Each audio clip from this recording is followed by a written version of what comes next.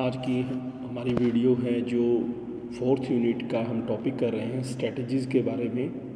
Teaching strategies क्या हैं, उसमें से पहले हमने बात की थी ब्रेनस्टॉर्मिंग के बारे में। आज का हमारा टॉपिक है सिमुलेशन टेक्निक क्या है।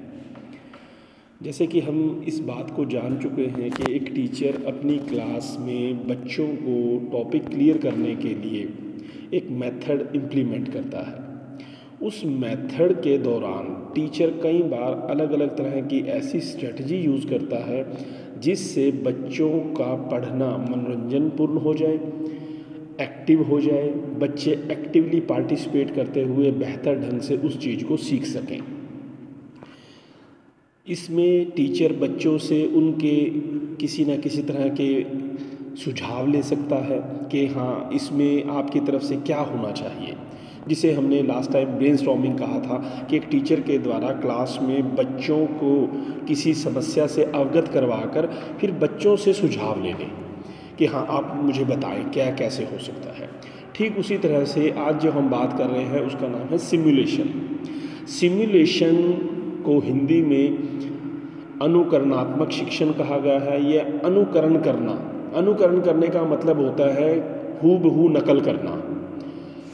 सिमुलेशन टेक्निक की अगर बात करें, एक टीचर के द्वारा क्लास में कई बार बच्चों को समझाने के लिए उनको वो क्रिया करके दिखानी पड़ती है या बच्चों को उस क्रिया को करके देखने के लिए कहा जाता है। इसकी जो शुरुआत है वो फर्स्ट वर्ल्ड वॉर जब कंप्लीट हुआ था उसके बाद पायलट्स को ट्रेनिंग देने के लिए की गई थी। उसका पर्पज़ ये था कि एक समय में बहुत से पायलट्स को ट्रेनिंग देने के लिए उनको एक कमरे में इकट्ठा किया गया। उनको सिस्टमेटिक वे से उसकी इस तरह से ट्रेनिंग दी गई कि हाँ, 1 बाय 1 एक फ्लाइंग की बजाय उनको पहले एक आर्टिफिशियल ट्रेनिंग प्रोवाइड की गई जिसमें वो रियल एक्सपीरियंस गेन कर सकें। एक गलती जिसमें हमें दुर्घटना का चांस रहता है, ऐसे काम में अगर आप उसकी नकल करके उस चीज़ से उसके एक्चुअल एक्सपीरियंस गेन कर लो तो जो गलती है उसके होने के चांसेस बहुत कम हो जाते हैं। लाइफ में हम कई ऐसी चीज़ें सीखते हैं जिनको नकल करके सीखते हैं। नकल का संकुचित अर्थ, जो अगर नैरो कॉन्सेप्ट की बात करें, नकल का मतलब किसी को कॉपी करना नहीं होता। नकल हम उस हर चीज़ की कर सकते हैं जो अच्छी है, गुणों से पूर्ण है, जिससे हमारे व्यवहार में पॉजिटिविटी आए। एक टीचर का हमें व्यवहार बहुत अच्छा लगता है, कुछ चीज़ें हमें अच्छी लगती हैं, हम उनको नकल नहीं कर रहे, हम उसको कॉपी करके अपने व्यवहार में उतार सकते हैं। किसी व्यक्ति के कई गुण अच्छे लगते हैं हमें, हम उस चीज़ को भी नकल कर या उसका अनुकरण कर अपने व्यवहार में उतार सकते हैं। तो यहाँ पर सिमुलेशन टेक्निक जो टीचर के द्वारा क्लास में यूज़ की जाती है, तो उसमें जैसे कई बार एक सिनोनियम वर्ड में आ जाता है नकल करना। तो नकल को नेगेटिव सेंस में मत लें, नकल को कॉपी करना भी कहते हैं। जैसे मान लीजिए पेपर में बच्चे चीटिंग करते हैं, यहाँ पे इस चीज़ का मतलब वो नहीं है। यहाँ पर इसका सीधा सा मतलब है कि किसी कार्य को ऐसी परिस्थितियों में, कृत्रिम परिस्थितियों में करके उसका वास्तविक अनुभव प्राप्त करना, जिससे हम उस एक्चुअल सिचुएशन को सीख सकें। अब मान लो बीएड में माइक्रो टीचिंग होती है। माइक्रो टीचिंग क्या है? वो भी अपने आप में एक सिमुलेशन टीचिंग की तरह ही होता है। उसमें क्या किया जाता है कि बच्चे जो पीटीज़ होते हैं, प्यूपिल टीचर होते हैं, माइक्रो टीचिंग के दौरान टीचिंग की प्रैक्टिस करके देखते हैं। उस टीचिंग की प्रैक्टिस में कई बार क्या होता है कि जो स्किल है वो बच्चे उसको पूरी नहीं कर पाते, तो वो दूसरे बच्चे ने जैसे किया है, अब वहाँ पर हूबहू उसके जैसी नकल करने की बात कही जाती है कि जैसे इस बच्चे ने करके दिखाया है वो ठीक है, आप इसको कॉपी करें, आप इसको ऐसा करके देखें, आप इसको ऐसा करेंगे तो वो सही हो जाएगा। तो ज़िंदगी में बहुत सी ऐसी चीज़ें हैं जिनको हम एक दूसरे के व्यवहार से हूबहू अपने व्यवहार में उतार कर सीखने की कोशिश करते हैं। तो यहाँ पर अगर हम डेफिनेशन की बात करें, इसको कृत्रिम आर्टिफिशियल टीचिंग भी कहा गया है, पायलट ट्रेनिंग भी कहा गया है, या नकल करना भी कहा गया है। वास्तविक परिस्थितियों में अगर हम कहें कि कृत्रिम परिस्थितियों की तरह जो प्रतीत होती हैं उनका इस तरह से आयोजन किया जाए कि हम वास्तविक अनुभव प्राप्त कर सकें। अब इनका फ़ायदा क्या है हमें, अगर क्लास में हम इस चीज़ को करके देख लेते हैं तो यहाँ पर परिस्थितियाँ कृत्रिम रूप से तैयार की गई हैं, पर जब हम करेंगे हमारा जो एक्सपीरियंस होगा वो रियल होगा। कल को बच्चे जब कॉलेज में माइक्रो टीचिंग के दौरान माइक्रो टीचिंग मेगा लेसन की प्रैक्टिस कर लेते हैं, तो ऐसे बच्चे जब फाइनली स्कूल में रियल टीचिंग करने जाते हैं तो वहाँ उनको किसी तरह की कोई प्रॉब्लम फेस नहीं करनी पड़ती, क्योंकि वो प्रॉब्लम ऑलरेडी क्लास में फेस कर चुके होते हैं। अगर एक बच्चा जो कॉलेज में माइक्रो टीचिंग वगैरह नहीं अटेंड करता, ऐसा बच्चा जब सीधा जाके स्कूल में पढ़ाने की कोशिश करता है तो वहाँ उससे ना चाहते हुए भी कई तरह की गलतियाँ हो जाती हैं जो उससे ऑब्ज़र्व खुद नहीं हो सकती। वहाँ पर वो एक trial and error method use करता है कि आज उसने पढ़ा दिया, कुछ गलतियाँ बच्चों के द्वारा बताई गई, कुछ उसने खुद इनको ऑब्ज़र्व किया, अगले दिन उनमें से वो कुछ को कम करता है, सही एक्टिविटी करने की कोशिश करता है, तो वहाँ पर भी उसको अपनी गलतियों को सुधारना पड़ेगा। पर उससे पहले अगर हम उस बात को प्रैक्टिस करके देख लेते हैं, नकली प्रैक्टिस करके देख लेते हैं, या किसी की यूँ कहें कि नकल करके उसको अपने करने की कोशिश करते हैं, तो हम काफ़ी कुछ सही मायने में सीख जाते हैं। नेक्स्ट इसमें अगर हम बात करें तो जो एक टीचर है जब क्लास में इसको इम्प्लीमेंट करता है तो 3 तरह की भूमिकाएं अदा की जाती हैं। सबसे पहले शिक्षक की भूमिका है, दूसरी छात्र की भूमिका है, तीसरा निरीक्षक की भूमिका की बात आती है। ठीक एज ए एग्जांपल अगर हम माइक्रो टीचिंग की बात करते हैं तो आप लोग ये देखते हैं कि क्लास में मान लीजिए 10 विद्यार्थी हैं, 10 में से 9 विद्यार्थी, एक विद्यार्थी टीचर की भूमिका अदा कर रहा है, बाकी 9 विद्यार्थी यहाँ पर ऑब्जर्वर की भूमिका भी अदा कर रहे हैं, साथ में स्टूडेंट की भूमिका भी अदा कर रहे हैं। अब यहाँ पर जब बच्चा आगे आके पढ़ाने की कोशिश करता है, शुरुआत करता है, तो यहाँ पर उसको गलतियाँ करने का मौका मिलता है, उन गलतियों को सुधारने का भी मौका मिलता है। गलती क्या है? जो जानबूझकर नहीं की जाती, सहज हो जाती है, जिसका हमें खुद नहीं पता लगता, और जो जानबूझकर की जाए गलती, वो गलती नहीं गुनाह होता है। तो यहाँ पर जब हम सीखते हैं, सीखते हुए की गई गलती गलती नहीं होती, वो एक सुधार की प्रक्रिया है जिसका होना लाजमी है। उसको आप गलती मत माने। तो वहाँ पर अगर हम नकल करते हैं, नकल करते हुए सीखते हैं, तो बहुत अच्छे से हम उस काम को करना सीख जाते हैं। अब वहाँ जो बाकी 9 विद्यार्थी बैठे हुए हैं वो क्या करते हैं? ऑब्जर्व करते हैं, साथ में स्टूडेंट की भूमिका अदा करते हैं। जब एक विद्यार्थी की भूमिका पूरी हो जाती है, वो टीचर के रोल को कंप्लीट करके वापस अपने बेंच पे जाता है, उसके बाद दूसरा विद्यार्थी आता है, तो सेम वही प्रोसेस चलता रहेगा कि एक सिमुलेशन में विद्यार्थी ऑब्जर्वर की भूमिका भी अदा कर रहे हैं, साथ में विद्यार्थी की भूमिका भी अदा कर रहे हैं। अब यहाँ पे तो हमने बात की है बीएड कॉलेज में माइक्रो टीचिंग के एग्जाम्पल की। अगर इसी एग्जाम्पल को हम एक class 6th 7th 8th class में ले लेते हैं, जब एक टीचर इस तरह की प्रैक्टिस अपनी क्लासरूम में करवाता है तो वहाँ पर भी यही चीज़ होती है।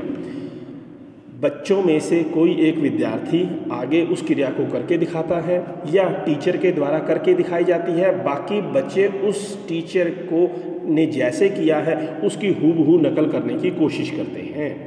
एक साइंस लैब में जब टीचर बच्चों को लैब में लेके जाते हैं तो वहाँ बच्चों को यही इंस्ट्रक्शन दी जाती है, ध्यान से देखें, ऑब्ज़र्व करें कि क्या एक्टिविटी हो रही है, स्टेप बाय स्टेप उसको ऑब्ज़र्व करें और बाद में आपने उसको वैसे ही करके देखना है। वो भी अपने आप में एक सिमुलेशन है।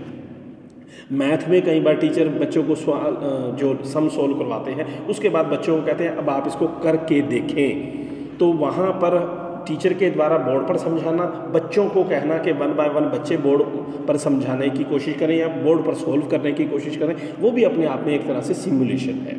तो एक टीचर पे डिपेंड करता है अपनी क्लास में बच्चों को सिमुलेशन टेक्निक के द्वारा किस तरह से सिखा सकता है, समझा सकता है। पर्पज़ क्या है? इन टेक्निक्स को यूज़ करने का पर्पज़ है बच्चों को एक्टिवेट करके पार्टिसिपेशन करने का, क्योंकि सिंपली जब क्लास में एक टीचिंग चलती है तो उसमें क्या रहता है कि बच्चों के जो वन साइडेड ऑफ टीचिंग हो जाती है, टीचर के द्वारा समझाया जाता है, पढ़ाया जाता है, बोलना जाता है, बच्चों की तरफ से कोई रिस्पॉन्स इतना नहीं आ पाता, जिसकी वजह से बच्चे निष्क्रिय हो जाते हैं, बच्चे उतना पार्टिसिपेट नहीं कर पाते जितना करना चाहिए।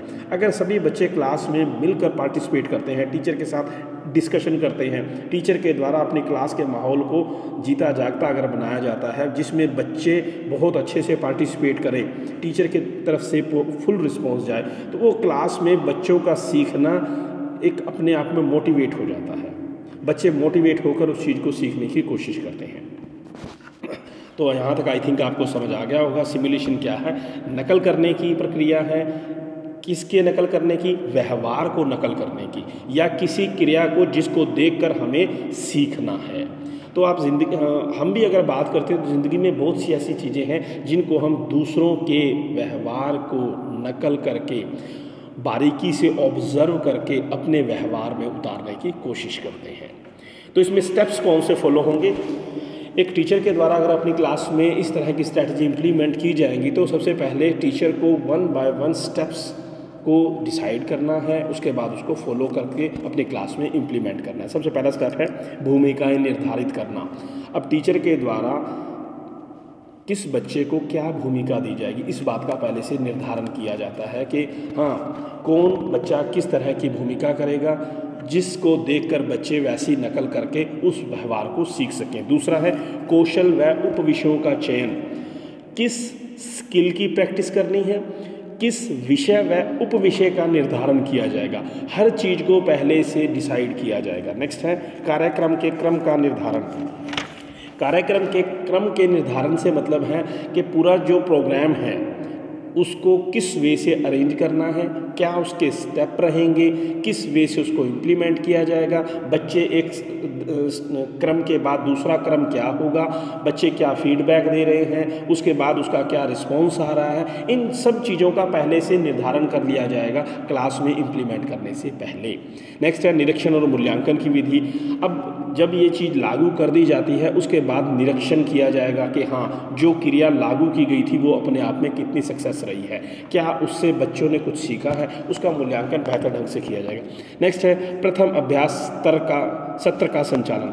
अब जब ये सारी चीज़ें डिसाइड हो जाएंगी कि करना कैसे है, भूमिका के कौन निभाएंगे, कौन कौन से इसमें जो हमने बात की है कौन कौन से विषय लिए जाएंगे, स्किल की प्रैक्टिस की जाएगी, कौन सा उपविषय लिया जाएगा, मूल्यांकन कैसे किया जाएगा, इन सब को एक बार निर्धारित करने के बाद कक्ष में लागू किया जाएगा और जो फर्स्ट सेशन है उसको इम्प्लीमेंट किया जाएगा। और लास्ट में शिक्षण कौशल में निपुणताएं प्रदान करना। अब बच्चों ने टीचर के द्वारा जो लागू किया गया उस चीज़ को इवैल्यूएशन करने के बाद इस बात का निर्धारण करना क्या बच्चों ने उस चीज़ को सीख लिया है जिसके लिए सारा कार्यक्रम का आयोजन किया गया था।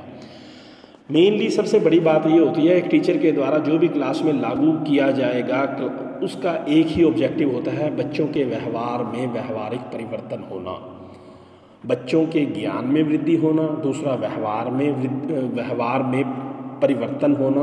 अगर ऐसा कुछ नहीं होता है तो क्लास महज एक मजाक बनकर रह जाता है और टीचर को उसका लॉस होता है, टाइम वेस्ट होता है, क्लास में इनडिसिप्लिन क्रिएट होता है, क्लास में बच्चे सीखने की बजाय गलत दिशा में चल पड़ते हैं। तो एक टीचर को अपनी क्लास में कोई भी स्ट्रेटजी इम्प्लीमेंट करने से पहले कई बातों की सावधानी रखनी चाहिए, कई बातों को ध्यान रखना चाहिए, उसके बाद इसको लागू किया जाना चाहिए।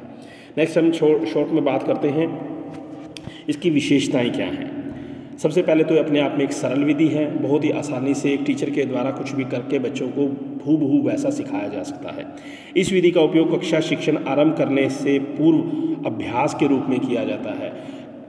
इसको एक अभ्यास के तौर पे इसलिए कहा गया है क्योंकि इसमें जब आपने करना है तो इसको पहले जो प्रैक्टिस है वो आपने करके दिखानी है या बच्चों को पहले तैयार किया जाएगा, उसके लिए ट्रेंड किया जाएगा जिन बच्चों ने उस कौशल को करना है।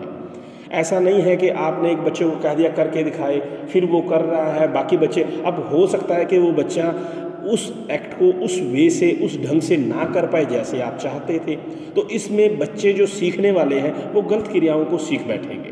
तो ये इसमें सबसे पहले उस बच्चों को तैयार करना, उनको एक्ट के लिए तैयार करना, उनको एक्ट दिया गया है, भूमिका दी गई है, उसको देखना भी वो किस चीज़ की नकल करके क्या चीज़ सिखाना चाहते हैं, इन सब बातों का पहले से निर्धारण होना चाहिए। अध्यापक के व्यवहार, छात्र अध्यापकों के व्यवहार में वांछित परिवर्तन, जो हम जिस चीज़ को सोच के चल रहे हैं वैसा ही व्यवहार में परिवर्तन होना चाहिए। तो इसमें कुछ इसकी विशेषताओं के साथ साथ इसके कुछ दोष भी हैं। दोष में जैसे छोटे बच्चों या छोटे क्लास के लिए उपयोगी नहीं है। इसमें दृश्य श्रव्य सामग्री का जो प्रयोग किया जाता है वो काफ़ी महंगी है, सभी शिक्षकों के लिए उपयुक्त नहीं है। टीचर को पहले से इन बातों का ध्यान दे देना चाहिए कि हाँ कि किस वे से करवाई जानी है। टीचर का इसमें ट्रेंड होना बहुत ज़रूरी होता है। तो शुरू में कई बार अध्यापक छात्रों के विभिन्न प्रश्न पूछना कठिन हो जाता है, डिपेंड करता है सारी सिचुएशन पे। तो कुल मिला के अगर हम बात करते हैं, सिमुलेशन टेक्निक अपने आप में इम्पोर्टेंट है, क्लास में बच्चों को सिखाने में सहयोगी है, परंतु उसके साथ साथ सावधानियां भी रखनी होंगी जिससे उसको सक्सेस बनाया जा सकता है, और ये एक टीचर पे निर्भर करता है। आज के लिए इतना ही। Thank you.